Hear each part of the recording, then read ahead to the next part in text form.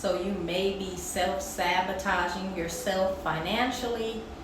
And in this video, we're going to talk about self-sabotaging, what it is, some of the reasons why you may do this, and also how you can overcome this behavior and you can stop doing this behavior and finally get over self-sabotaging behavior and finally propel yourself into financial freedom. So we have the solutions if you stay along for the entirety of this video. Welcome back to my YouTube channel, Dear Lady Winners.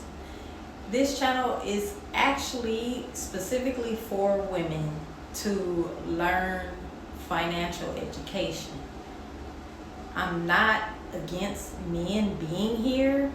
I am against men being here that are hateful towards women.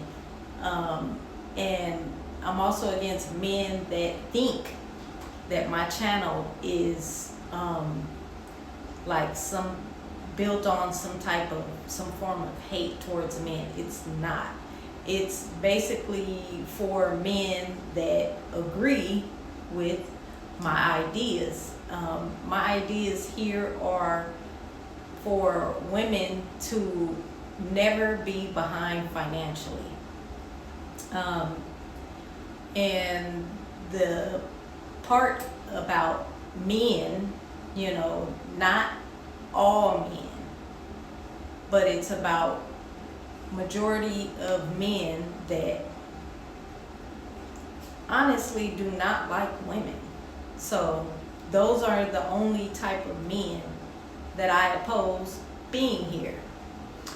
Okay, so let's move forward. The title of this video is how you basically can overcome self-sabotaging financially. The reason you can never seem to get ahead financially is because you self-sabotage. What is self-sabotage? Some people may say, I don't have time to go look it up, or they just, too lazy to go look it up. Self-sabotaging is a behavior that you basically stand in your own way. You drag yourself backwards financially as opposed to propelling yourself forward financially. You have possibly a crabs in a bucket mentality towards yourself because you are self-sabotaging. You are stopping yourself from hitting your financial goal for a number of reasons. Okay, so now we're going to go over a few reasons why you could be self-sabotaging. A lot of times, I want to say 80% of people live in poverty. So poverty, could be a reason. So it's like once you finally touch some money, it feels good, right? So we want to go out and we want to buy all the things that make us feel good, all the things that we used to lack or that we lack in life. Clothes, jewelry, cars, houses. It could be a number of things. But some of us also have responsibilities, within your family that also may be, circumstances that may hold you back, whether it's, car trouble or taking care of a parent or a grandparent or siblings or, whatever the case. But some of us too come from wealthy families where you may have never experienced what lack feels like or struggle until you actually end up there. And then, some people wonder like, well, how did I get here? Most times it's because people will always assume like, well, I came from wealthy family, or I came from, always getting money. So I never thought that I would be in a position to where I didn't have money. But it happens in real life. So back to some of the reasons why we do, it's actually ourselves that put ourselves in debt, put us in poor situations financially. A lot of people want to keep up with the Joneses, so you may go out and put yourself in debt with, an expensive car or a home loan or whatever it is. It could be jewelry, it could be clothes, it could be, a business that didn't do well. It could be anything. A habit. If we want to be real about it. And another reason that some people also stay in financially, impoverished, poor situations is because they will be in competition with other people. For whatever reason. So they'll put themselves in debt, to try to make themselves feel, maybe like they have one up on someone. So those are ways, those are reasons, and those are also ways that people stay financially stuck. Because another thing as far as self-sabotaging is people will spend everything they have back down to making themselves broke, back down to zero, or very little. And that's because people get to doing this thing called, a feeling of familiarity. Feeling broke and poor, it feels familiar. So people are actually a lot of times afraid to invest in a business or invest in a stock or do something outside of their norm. So they'll go back to self-sabotaging behavior financially because it feels normal, because it feels familiar.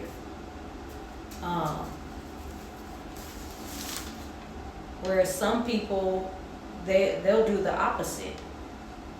They're like, damn, that feeling powerless, and I can't do nothing when I get ready or when I want to, or if I have an emergency, and there's nothing I can do because I keep putting myself back down to nothing. So some people actually do the opposite, and they're like, damn this feeling, I hate this feeling, I'm gonna do something about this feeling. And so maybe people will start saving more. They'll become, more frugal because they're like, damn that feeling like, so powerless that I can't do nothing that I want to do when I want to do it. So they actually take that, they actually do something about it because it bothers them to their core. I'm definitely that person because that's how I know, because I've been there and I've done that. Been there and felt that. And it wasn't a nice feeling. So I was like, I'll never go back to feeling that way because it's not a nice feeling. Who likes to feel financially stuck, right? Nobody. And that's why I'm like, once, I'm able to figure this thing out, I'm going to help some people so that they can too get over being financially stuck. It's a it's an ugly feeling. It's a horrible feeling. So, oh, don't let me forget to add in that you also have people in your close circle that will also try and sabotage you financially.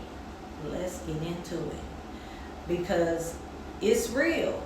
A lot of people fear you getting ahead of them financially, or for whatever their reason is.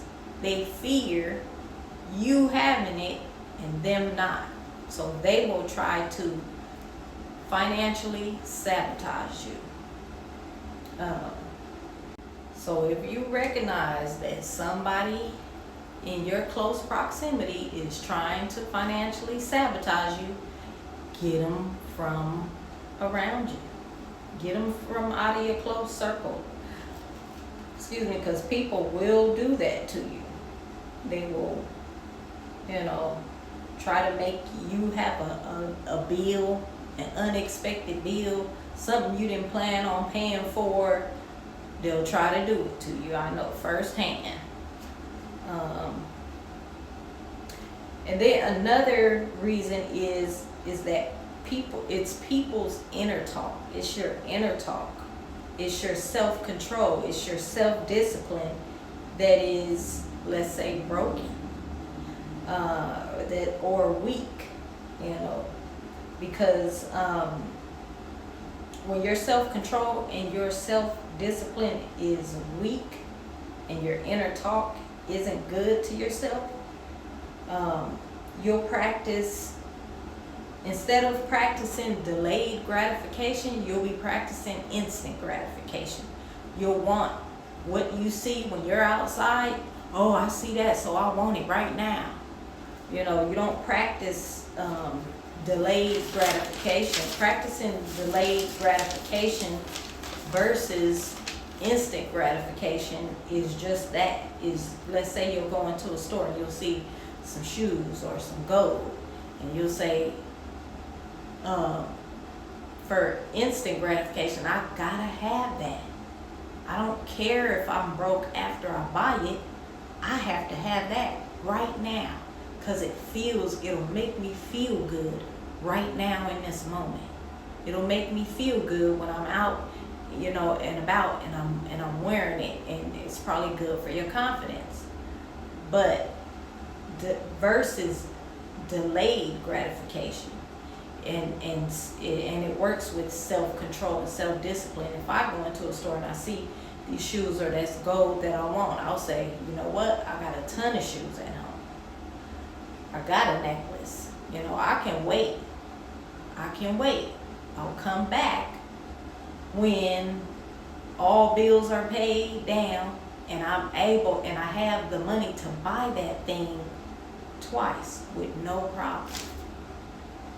So that's what delayed gratification versus instant gratification mixed with some self-control and some self-discipline looks like. Okay, so now that we've discussed, all the reasons and some examples, how do we fix this? How do we fix self-sabotaging? And this doesn't only have to be financially, y'all. Self-sabotaging, it works in, even relationships. And then, relationships also tie in to your financial, as well. Or it can. So how do we fix this? How did I fix self-sabotaging behavior? I want to say I strengthened my self-control and my self-discipline, and I started telling myself no when it wasn't, when it didn't make sense financially at the time for me. So I practiced telling myself no. When it doesn't make financial sense, it's like, let's say I have a car repair. That's more important than me getting little knickknacks that I want at the moment. So stay for, oh, wait, I'm sorry, I'm jumping ahead. How did I fix this? For me, I listened to a book by Brianna Weiss here on YouTube, 100% free, titled The Mountain Is You.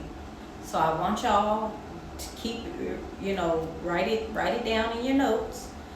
Go listen to Brianna Weiss, The Mountain Is You. It's a full audio book. So you can listen to it for free here on YouTube, or you can buy it, or however you want to do, Amazon, Kindle, and then also stay along, because I also put some visual explainer videos at the end of this video, so you can further get more understanding, from the visual explainer videos that I put at the end of this video. Thank you guys for watching. Make sure you share this with someone that you love, or that you know. And make sure you hit the like button. It's free. And I will see y'all on the next video. If y'all have any questions, make sure you put them in the comments. Or if you feel there's something that I missed and you want to help somebody, drop something in the comments. Thanks for watching. Hey everyone, today we're going to dive into some really powerful ideas from author Brianna Weiss about how to break through those internal roadblocks that just hold us back. If you've ever felt like, man, you're just getting in your own way, then this one's definitely for you. I mean, we've all been there, right? It's that super frustrating sense that you are somehow, for some reason, sabotaging your own success. And you feel like you're just stuck in a loop you can't possibly escape. But here's the big idea we're going to explore. What if these things aren't character flaws? What if instead they're actually signals? Important messages from our unconscious mind that we just haven't learned how to read yet.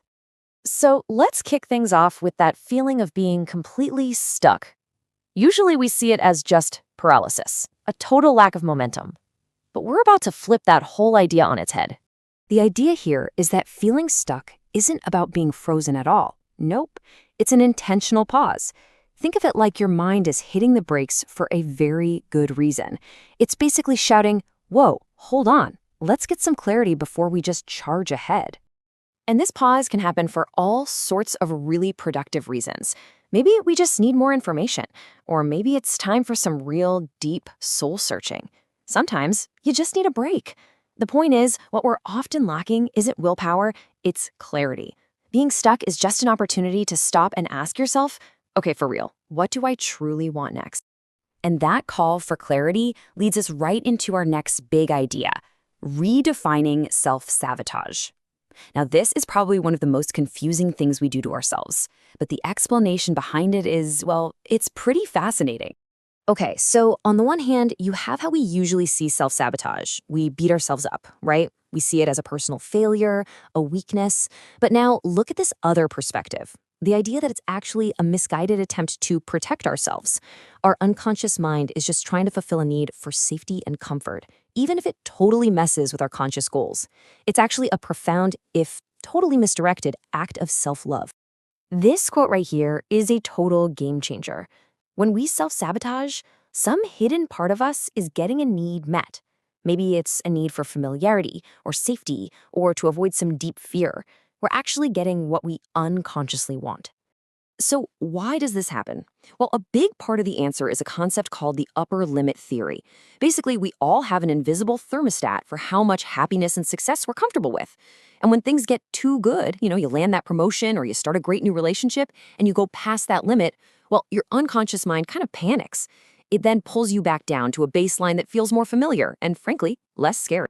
So if being stuck is a call for clarity and self-sabotage is just a hidden need trying to be met, how on earth do we figure all this stuff out? Let's talk about a super practical tool, writing it down. This is what's known as Kydland's Law, and it's the simple, brilliant principle behind why journaling is so effective. The very act of just getting your thoughts out on paper is what starts the process of untangling them. Here's how it works in 3 pretty simple steps. First, you gain awareness. You can literally see your own patterns in black and white. Second, you organize your feelings. You get all those spiraling thoughts out of your head and onto the paper. And third, you achieve objectivity. Reading your own words back gives you the distance to go, hang on a second, is that thought really true? It's an incredibly powerful way to reason with yourself. Now, getting clarity is one thing, but acting on it, that requires a whole different mindset. And this brings us to the concept of radical responsibility. This is the key question, isn't it? It is so easy to feel like a victim of our circumstances, our past, other people, but that mindset just keeps us totally powerless. The shift begins with this one simple, powerful question. It's not about what's fair, it's not about what should have happened, it's about grounding yourself in this moment and focusing only on the things that are within your power to change. That is the absolute starting point of taking back control. This next idea is so powerful, we had to split it into two parts. And it starts with a hard truth. We can spend our whole lives wishing we had a different hand to play. But this right here is where all the power is. Your responsibility isn't to be upset about the cards you don't have. It's to play the ones you do have to the absolute best of your ability. That is radical responsibility. And finally, once you have that clarity and you've taken responsibility, there is one last, really challenging step. And that is this. True transformation always comes with a cost. This quote is so profound because it's just so true. We often want to just add new, better things into our lives without ever giving anything up. But that's just not how growth works. Every single time you say yes to a new habit or a new relationship or a new future, you are simultaneously saying no to something from your past, an old habit, an old mindset, maybe even an old identity. Change is really just a series of traits. And the very first thing, and often the biggest thing, we have to let go of is our comfort zone, that familiar, predictable world. Even if it's not making us happy, that is what we have to be willing to sacrifice to step into the life that's actually waiting for us. So we're going to end with this question for you to think about. Understanding all these concepts is the first step, for sure. But the real change, that only happens when you decide what part of your old life you're willing to trade for a new one. What are you ready to let go of to finally get unstuck?